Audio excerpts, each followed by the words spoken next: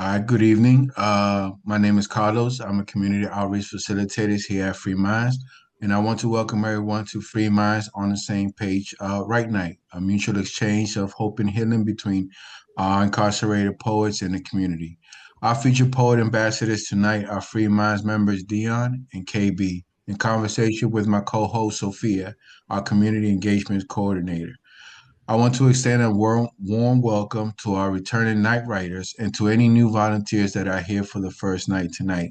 We also have Free Minds members who are at home in our community joining us.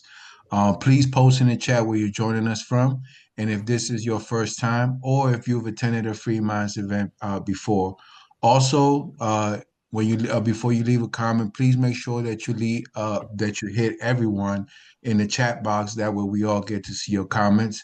Our incarcerated poets will be thrilled to know how many community members are supporting them and what cities, states, and countries they're joining us from. Here's how it's going to go tonight.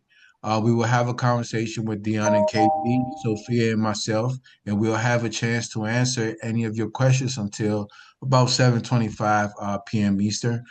Please put any questions you have in the chat or in the Q&A button below at any time. Then we will share some quick tips on how to use our platform Miro to give the poetry feedback. And once we do that, we will be all joining on the same page. Now let me turn it over to Sophia, who will introduce our poet ambassadors for tonight. Thank you so much, Carlos. It's great to be here with you tonight and also everyone else in our Right Night community. I'm seeing lots of Free Minds members in the chat and also some other amazing volunteers checking in from all over. So love to see that. We're super glad to be a part of this strong community. And now I have the honor of introducing our lovely poet ambassadors, Deon and KB. So Deon is a Free Minds Poet Ambassador who joined the program in December 2012 while incarcerated at the DC jail as a youth. He returned home from federal prison in December 2025. Deon enjoyed reading during his incarceration and shared his prolific writing with Free Minds. He also participated in many programs, including an 18-month faith-based program called Life Connections about changing one's mentality and connecting with a support system to prepare for reentry. Now that Deon is home, he currently works in a restaurant and is working on a personal training business. He also hopes to have his own barbershop one day. Kenneth, also known as KB, is a Free Minds Poet Ambassador who joined the organization in 2005 when he was 17 years old and incarcerated as an adult at the DC jail. KB participated in Free Minds programming throughout his incarceration at the DC jail and federal prison system. He was released in December 2024 under the Incarceration Reduction Amendment Act. For the past 20 years, KB has contributed to Free Minds in many capacities, including serving as an editor and poet for the first Free Minds anthology, They Called Me 299-359, and a poet for the second anthology, The Untold Story of the Real Me. During his incarceration, KB also participated in a pilot program for a non-accredited college-level course in African American literature, Free Minds University. KB continues to enjoy reading and writing and is a firm believer in the transformative power of education. He graduated quite a bit ago, from the DC Central Kitchen Culinary Arts Training Program, where he was able to cultivate his passion for cooking and nourishing the community, and is now working at DC Central Kitchen. He hopes to one day have his own food truck.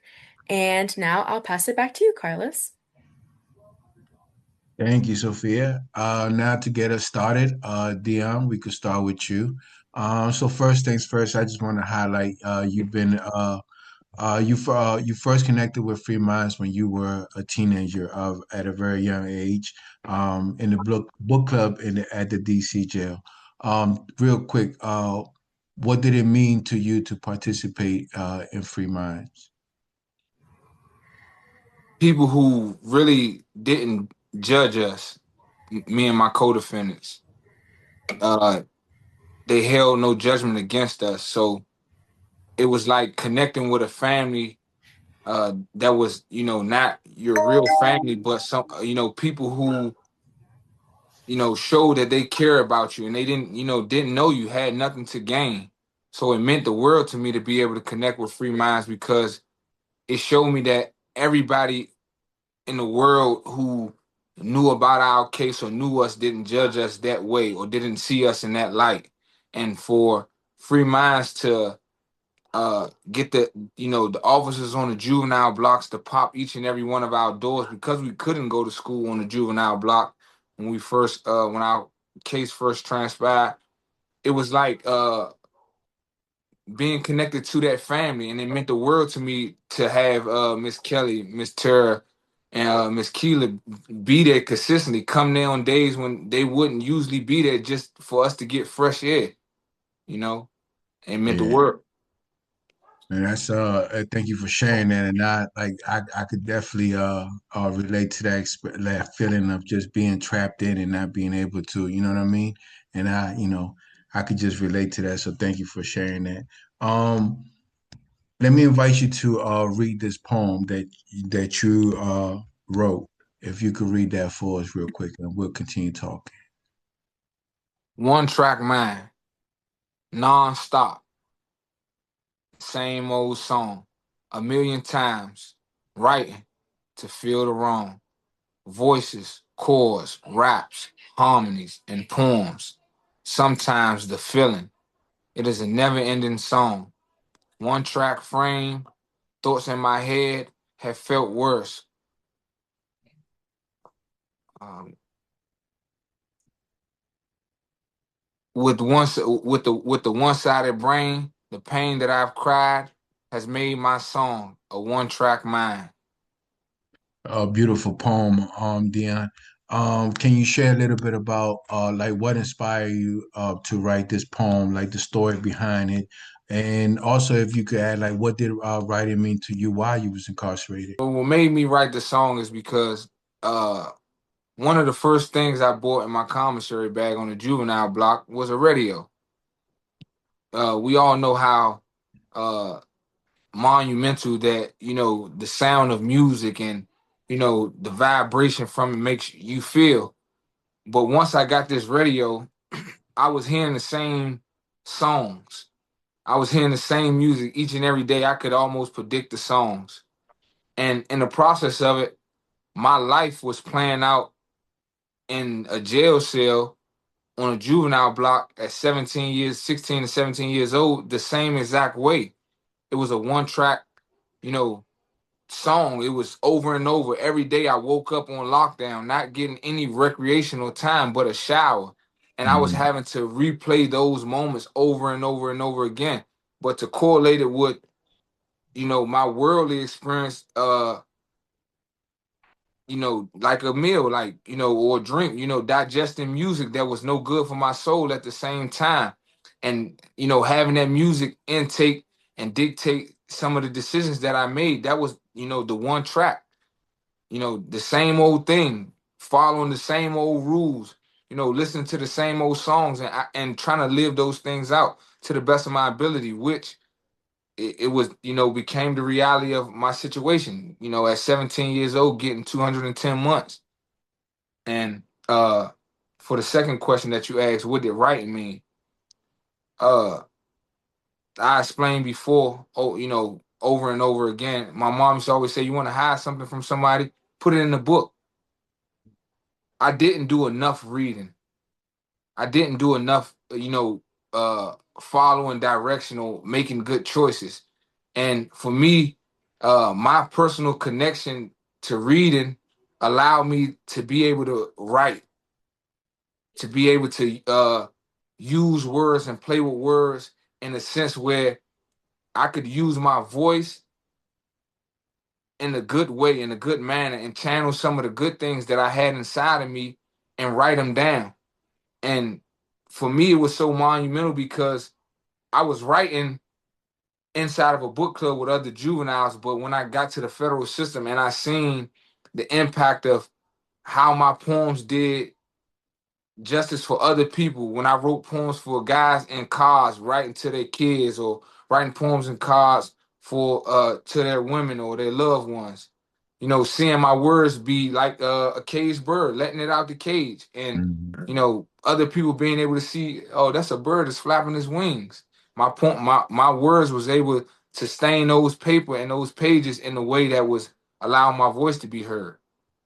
I like that picture you painted. You know what I mean? Like birds just flying around freely.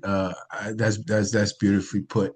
Um, another thing as a poet ambassador, right? One of the things that you do is represent, those that are not here, those free minds, poets that are not here, who are still behind the walls. So we have another poem by one of our members, who is currently incarcerated. If you could read it, and then we'll continue to talk. On behalf of Mercury, the music of success. I hear success calling me every day. I'm listening to it. It's perpetual sound. Successful, I will be. Anyhow or anyway.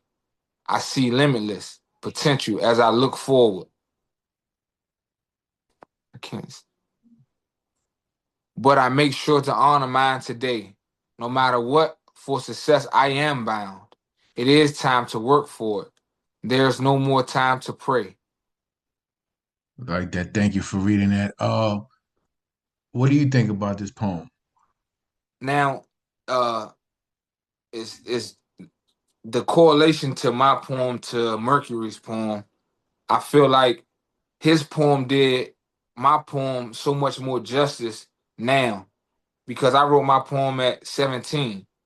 Mm-hmm. So his poem was, a person actually, he used the word pray at the end because it sounds like for his success or for the work that he's put in, he's prayed for that. He's prayed for that, for those steps along the way, like a tunnel, going into a tunnel, Yeah. that eventually you're going to come out on the other side of it.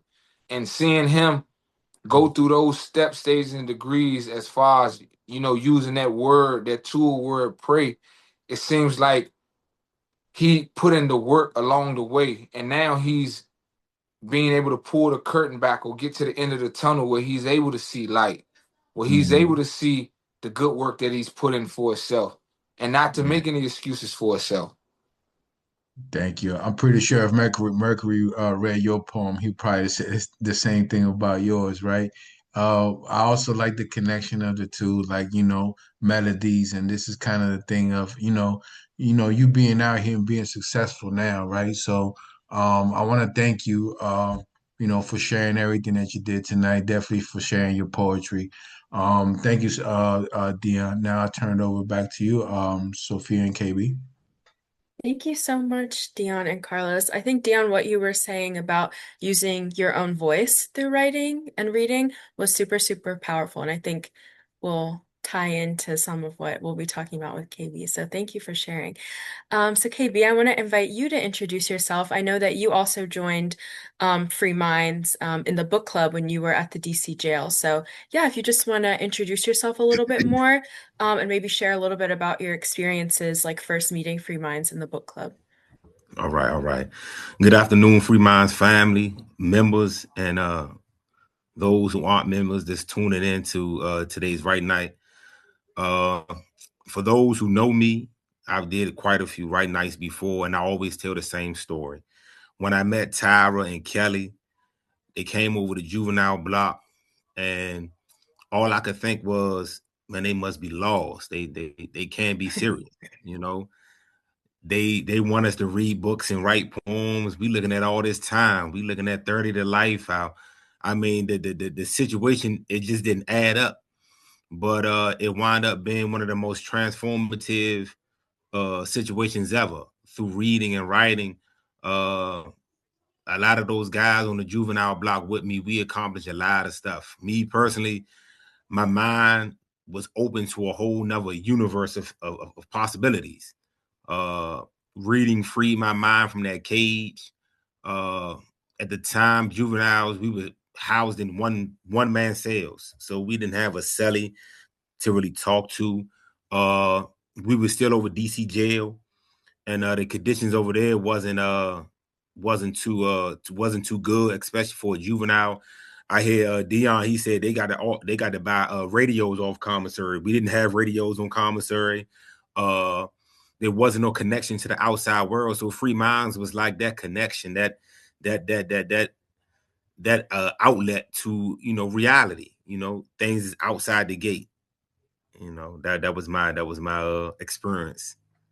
Yeah, thank you so much for sharing that. I feel like even the way you described that was like incredibly poetic, so that was a great segue.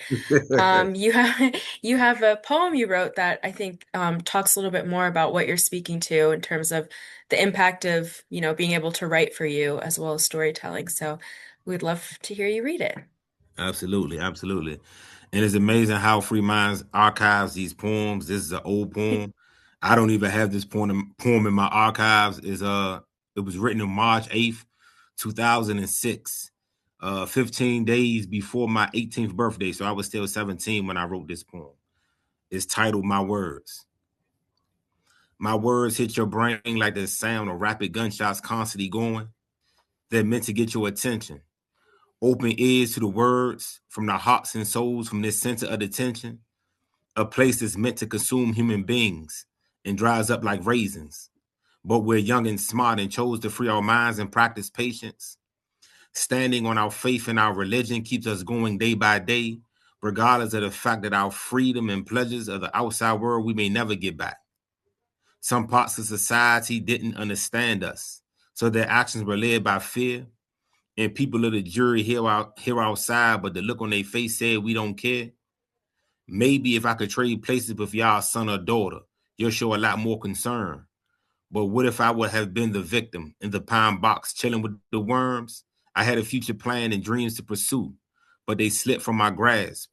Now I'm stuck in the present, predicting the future and dreading the past. It's a really, really powerful poem, and it's crazy to think that you wrote it like 20 years ago. So Um, I was wondering, like, if you can remember, maybe how did it feel to write this poem? And I think one of the things that really sticks out to me is like this feeling of being misunderstood. Like, and right away, you're asking the audience to listen to your words. So how did writing help you connect with others and be able to express your full identity? uh,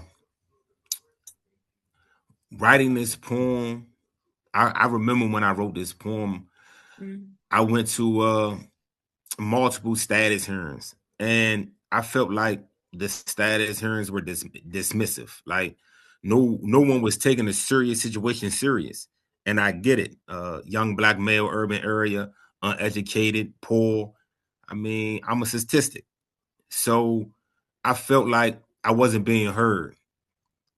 And words now can be used, that my words could be used as gunshots. Because one thing about gunshots, I don't care where you are, what walk of life you come from. Gunshots are they get your attention rapidly. You hear them go off, your senses open up. So I'm like, wow, my words can be used as gunshots. I want the people to hear me. I want people like myself to be heard and realized and understood. And that's what writing did for me. Writing gave me an outlet to be understood, gave me an outlet to be heard, gave me an outlet to express myself alternatively. Like I didn't have to always express myself with violence or physical or argue. I could express myself through words, and they were silent until I read them.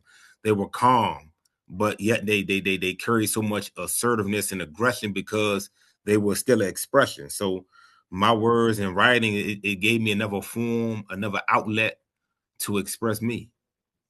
Yeah, definitely. That was put really well. So thank you so much for sharing that. Um, I know you also have a poem as well that was written by a member who's currently incarcerated, who's actually awaiting his IRA case. So I was wondering if you could read his poem for us. Absolutely, absolutely. The name of this poem is "The Vision I See" by Angelo D. I can smell the scent of the freedom I seek. I can see the allure of the places I wish to see. I can picture the sun as it sets in the east. I can envision the water as it splashes on the beach, the flowers as they bloom in the spring and blossoms in the summer. I can smell, picture, and envision these things as clear as day, because they are the only things that keep me sane in this insane place. Thank you for that. That was a really great reading. I feel like this poem, like the imagery is so evocative, and then like you get to the end and it almost kind of like snaps you back into reality. At least that's kind of like how I was feeling when I read it. But I wanted to know, what about this poem stuck out to you?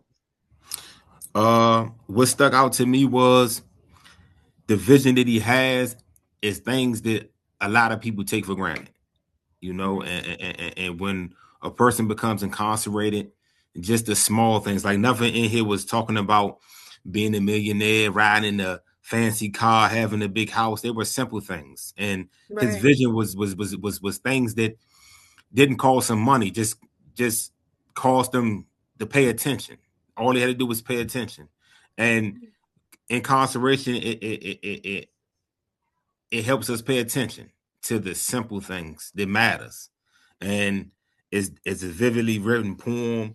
One of the things that sticks out to me during this month of Ramadan is he said, "I can picture the sun as it sets in the east." When he said that, I'm like, wow, like he's thinking about the sun and how it sets, you know, and it's just amazing how he wrote this poem, and it's all about nature. You know, it's all about the things that we have around us 24/7, and sometimes we take for granted until we don't have it anymore. There's no flowers. There's no looking at sunsets or sunrises. There's no sense. There's good anyway. There's a whole bunch of scents, but scents you rather not smell. So yeah, those are some of the Yeah. things that stood out to me. Yeah, thank you for sharing that. I feel like there's so many more things I want to ask you and talk to you about, but I know that we have some other things to get to. So, for now, I will pass it back to you, Carlos. Yeah, amazing reading, amazing poems. Yeah, thank you both. Um, Here's a question for the both of you, right? How important is it to receive mail while inside? And what tips or advice do you have for those night riders that are here for the first time tonight? Mail is important. Mail is, for some people, mail is the only outlet they have to the outside world, and it keeps a person going. A bad day, a piece of mail that's not, it's like somebody just encouraging you, keep going, man. I like what you're doing. Your poem was amazing. Just encouraging words, positivity. Like mail is everything. A picture with no words on it.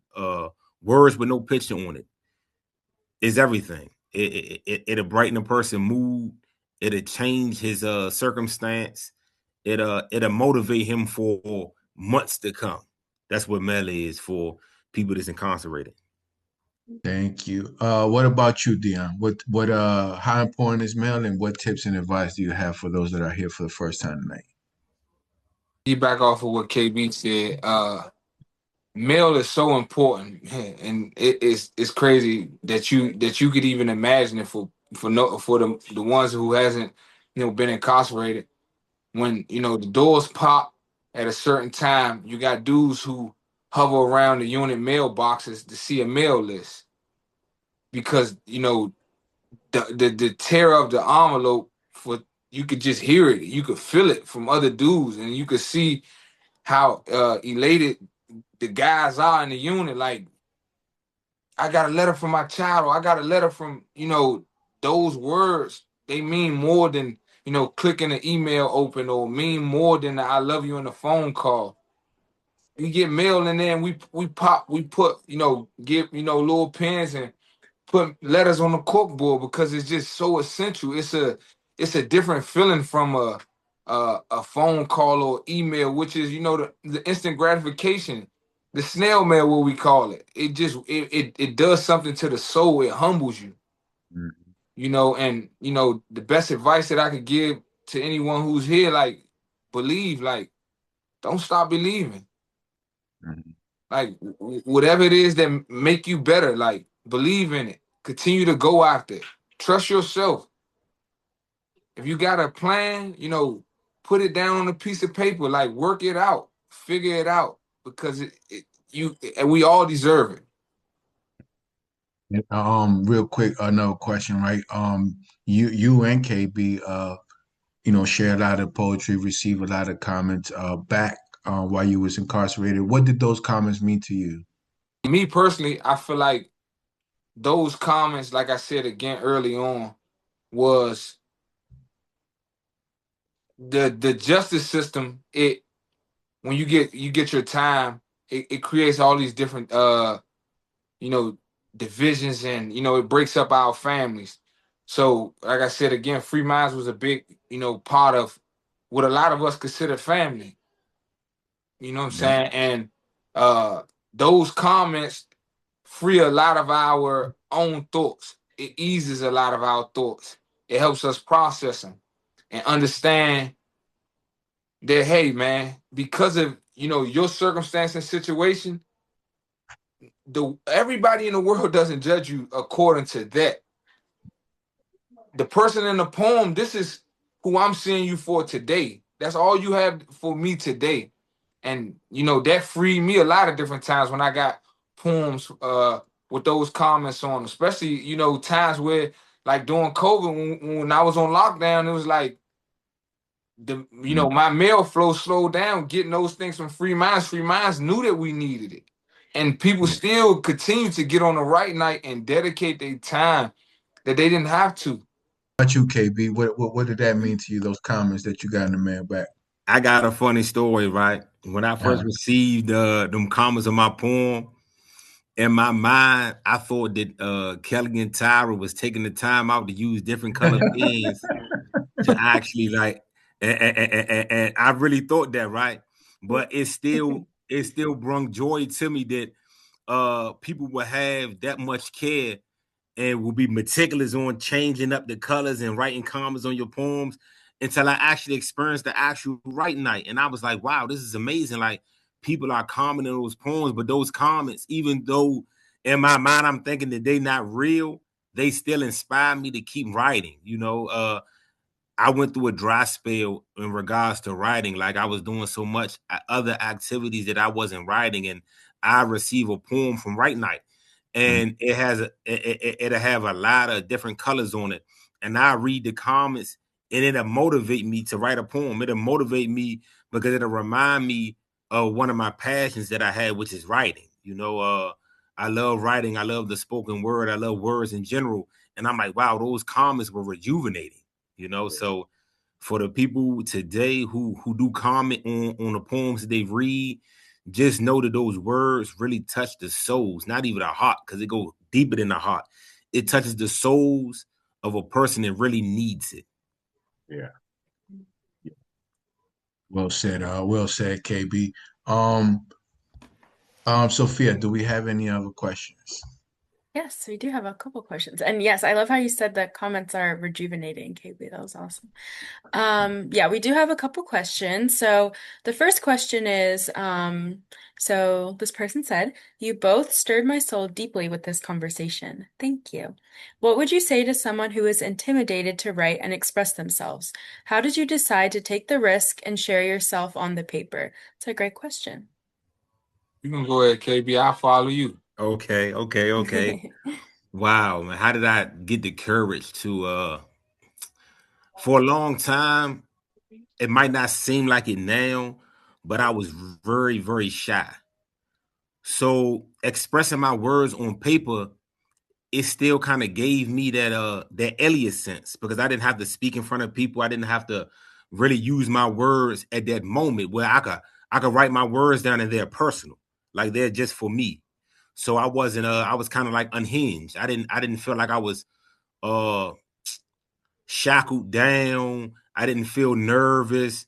My audience was me. Like, whoever I depicted my audience to be, whether it was that judge, whether it was my mother, it was my family, it was the girl that I never said the words to, a conversation that I wanted to have, but I might have been too nervous to have.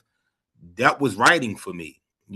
Putting my words on paper, that gave me the courage, because I mean, it was just a different way of communicating. It was a tangible way of communicating, because a letter can always be revisited.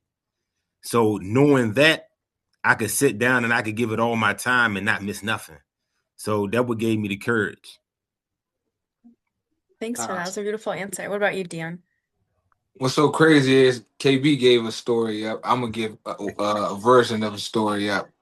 When I first got on the juvenile block, and the first time I seen Miss Kelly, and she come through with this big old bag, sashaying down the top tier. it was we was in like 22, 23, 24, and 25 cell. Me and three of my other co-defendants, and we had all been asleep because we stayed up at night. We was on lockdown, so we had all been sleeping. So happened, I don't know why I was up. I got up and Miss Kelly knocked on my door. I was sitting in there, and she was like, "How you doing?" I was like, "I'm doing good." She was like, "You want some books to read?" And I was like, "I'm really cool on books. Can you get me out?" She like, I work with Free Minds. Like, I'm just here to, help you out in the best way we can. And I was like, "So what you do?" She was like, "I coordinate for a book club."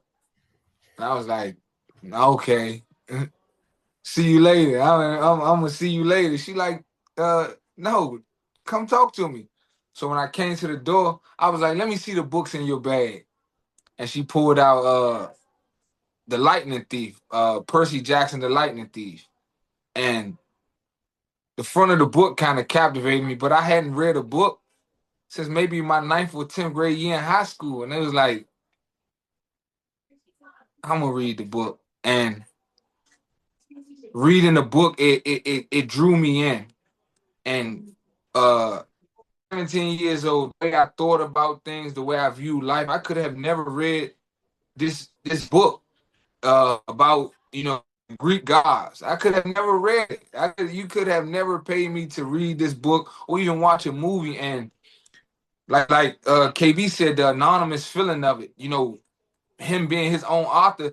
This author wrote this book probably for himself, and it was like, whoever read it, it didn't matter.